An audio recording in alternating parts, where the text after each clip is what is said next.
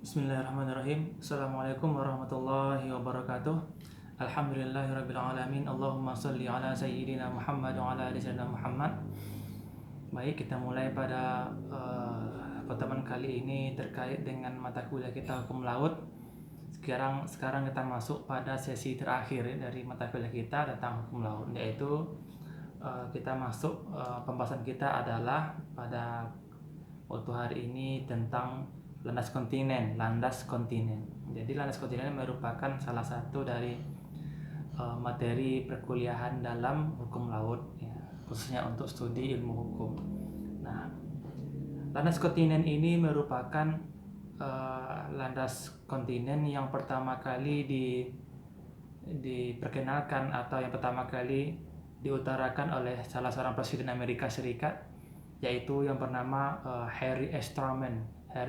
Truman, ya, pada tahun 1945 sampai tahun 1953, di mana dia sampaikan tentang landas kontinen ini. Dia sampaikan pada satu proklamasinya terkait dengan kelautan, yaitu pada tanggal 28 September tahun 1945. Jadi secara historis bahwa landas kontinen ini merupakan pertama kali disampaikan oleh salah seorang presiden dari Amerika Serikat, yaitu Harry S. Truman. Nah, lalu yang kedua adalah definisi terkait dengan landas kontinen ini merupakan definisi yang disampaikan atau telah dituliskan oleh internasional atau oleh PBB dalam UNCLOS yang ketiga, yaitu pasal 76, ya. Pasal 76 UNCLOS pada tahun 173 sampai 182.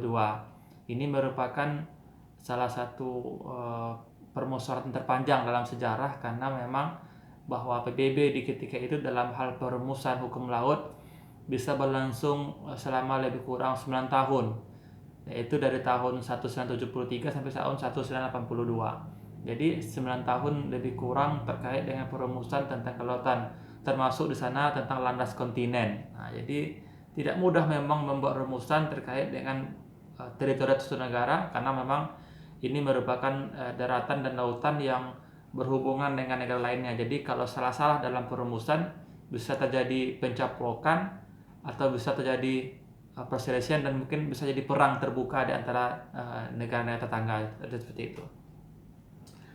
Nah, untuk bunyi dari definisi dari kontinen ini bisa kalian lihat pada pasal 76 ayat 1. Jadi nanti bisa kalian lihat di internet atau di buku-buku, yaitu pasal 76 ayat 1, yaitu adalah landas kontinen suatu negara pantai meliputi dasar laut dan tanah di bawahnya. Nah, ini ada panjang ada panjang definisinya, nanti bisa kalian lihat secara lengkap di pasal 76 ayat 1, ya, di UNCLOS tersebut. Nah, yaitu berapa panjangnya itu adalah panjang dari landas kontinen ini 200 mil. Jadi Bapak dapati di sini adalah 200 mil dihitung dari garis pangkal lebar laut teritorial yang diukur. Jadi panjangnya itu adalah 200 mil dari garis pangkal garis teritorial yang sudah diukur tentunya. Jadi suatu negara seperti itu. Jadi panjangnya itu adalah 200 mil dari garis pangkal laut teritorial. Lanjut. Nah, lalu apa saja syarat-syarat yang harus dipenuhi sehingga sesuatu itu dapat dikatakan dengan tepian kontinen, atau kriteria apa saja yang bisa dikatakan dia itu masuk dalam landas kontinen atau tidak. Nah, ini jadi kriterianya apa saja? Apakah dia ini atau apa gitu. Yang pertama adalah kriteria apakah dia masuk landas kontinen atau tidak. Yang pertama adalah kriterianya itu merupakan kelanjutan bagian daratan negara pantai yang berada di bawah permukaan air. Jadi dia merupakan bagian dari kelanjutan negara pantai. Jadi di bawah, udah ke bawah laut, ya, dan masih bersambung dengan negara pantai tadi, tidak terpisah. Itu yang pertama.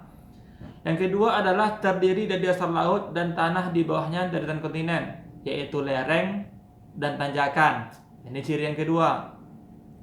Yang ketiga adalah tepian tersebut tidak mencakup dasar samudra. tidak termasuk dalam dasar samudra dalam, maksudnya dengan bukit-bukit samudra atau tanah di bawahnya. Jadi landas kontinen ini tidak pula mencakup samudra yang dalam. Ini jangan dikatakan samudra ini juga landas kontinen. Tidak, ini samudra itu milik umum, samudra itu milik bersama. Jadi tidak dikelola oleh negara kepulauan atau negara pantai. Serta tanah di bawahnya. Jadi itu sudah terlalu dalam. Di landas kontinen itu tidak sejauh itu, tidak pula sedalam itu. Jadi 3 ini merupakan kriteria dari landas kontinen. Jadi tepian kontinen. Lanjut. Kita masuk kepada hak-hak negara pantai. Hak-hak negara pantai terhadap landas kontinen. Jadi tadi kita tahu bahwa landas kontinen ini merupakan berada lanjutan dari tanah negara pantai yang menjorok ke laut. Ya. Jadi ini negara pantai, ini daratan pantainya, jadi menjorok ke laut. Jadi ininya itu milik ada hak-hak di sana negara pantai. Apa hak yang pertama adalah hak berdaulat. Apa itu hak berdaulat itu? Yaitu hak untuk diantaranya hanya untuk bereksplorasi atau untuk mengeksploitasi. Jadi boleh eksplorasi, boleh eksploitasi, boleh dimanfaatkan untuk hal-hal yang bersifat ekonomis, boleh untuk bahan-bahan penelitian. Itu terserah mereka karena itu hak negara pantai. Lalu yang kedua adalah hak berdaulat. Hak berdaulat apa? Hak berdaulat eksklusif. Apalagi maksud eksklusif ini adalah hak berdaulat yang dimiliki oleh negara pantai.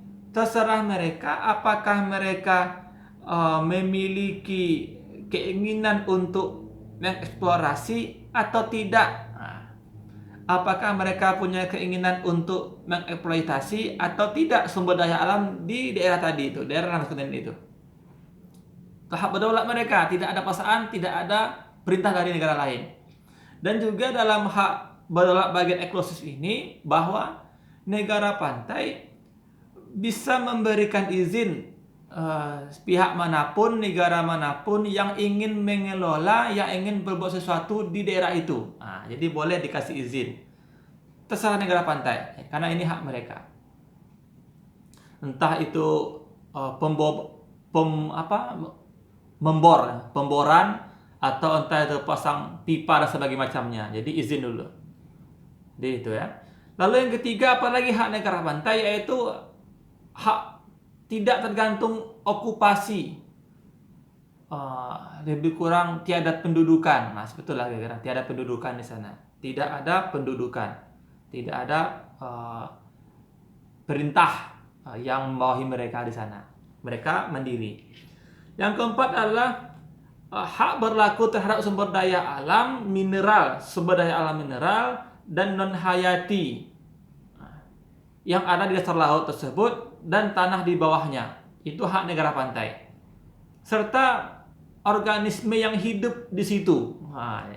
Jadi yang ada di situ seperti sumber daya alam, mineralnya atau non hayatinya, serta organisme yang hidup di situ itu hak milik atau menjadi hak dari negara pantai. Jadi seperti itu. Kalau seperti itu, lalu apa pula hak yang dapat dimiliki oleh negara lain atas landas kontinen ini? Rupanya oleh para ahli juga ditentukan, juga oleh PBB juga ditentukan, rupanya ada hak landas kontinen itu untuk negara lain. Jadi bukan hanya negara pantai. Jadi di samping negara pantai dapat hak di situ, juga ada negara lain dapat hak di situ. Meskipun negara lain ini tidak bersambung di wilayah mereka dengan landas kontinen tersebut. Contohnya apa ya? Jadi seperti itu. Yang pertama adalah negara lain itu yang punya hak atas landas kontinen itu, yang pertama mempunyai hak atas status hukum perairan di atasnya atau ruang udara di atasnya. Dia punya hak status hukum. Yang kedua adalah berhak melakukan peletakan kabel dan pipa. Berhak juga dia. Kabel dan pipa oleh negara lain berhak diletakkan di daerah situ. Entah itu untuk apa, entah itu untuk penelitian atau apa, mereka berhak. catatan bahwa yang tentang kabel dan pipa ini tentu harus izin dulu dengan negara pantai. Karena bisa jadi nanti entah terjadi kebakaran atau apa gitu, itu merugikan negara pantai yang dekat dengan situ. Jadi izin dulu dengan negara pantai. Yang ketiga adalah negara pantai itu memiliki hak berdaulat atas landas kontinen, harus melakukan pembayaran dengan jumlah tertentu melalui suatu otorita internasional untuk membantu atau untuk kebutuhan negara miskin atau negara berkembang. Jadi hak negara lain itu terhadap negara pantai adalah negara pantai itu memiliki kewajiban karena dia berdaulat di landas kontinen ini, maka dia punya kewajiban, dan kewajiban itu menjadi hak atas negara lain seperti negara berkembang, negara miskin, dalam hal membantu entah itu dari sisi materi maksud saya, dari sisi materi apa saja itu sesuai dengan kebutuhannya dan disalurkan melalui suatu otorita internasional atau yang resmi. Jadi hak negara-negara lain itu yaitu diberikan sesuatu bantuan atau pembayaran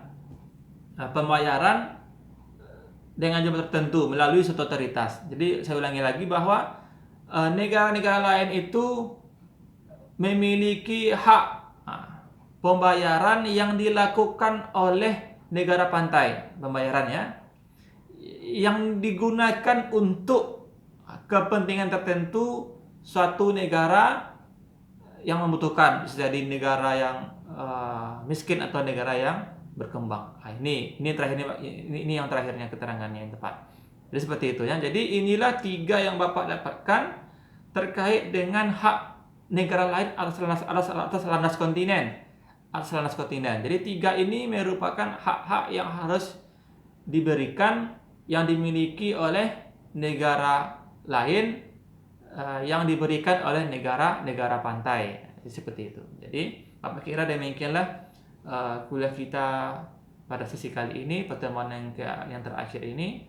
Nanti kalian bisa baca lebih lengkap di buku-buku tentang hukum laut atau dalam jurnal atau dalam makalah-makalah yang lain serta di berita-berita internasional, karena memang kita mungkin tidak secara komprehensif membahas semuanya karena kita terhalangi atau terbatas oleh waktu dan keadaan. Jadi Bapak minta maaf segala kekurangan dan kesalahan. Terima kasih atas segala perhatian. Bapak akhiri dengan wassalamualaikum warahmatullahi wabarakatuh.